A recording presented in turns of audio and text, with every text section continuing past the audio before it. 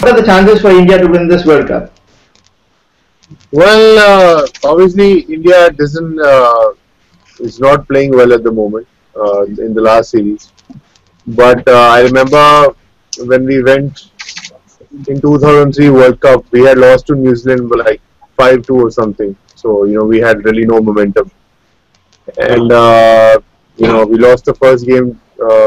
We won the first game against Netherlands, and Australia beat us very badly. So after that, we started winning, and we got a momentum of winning a lot of games in a row.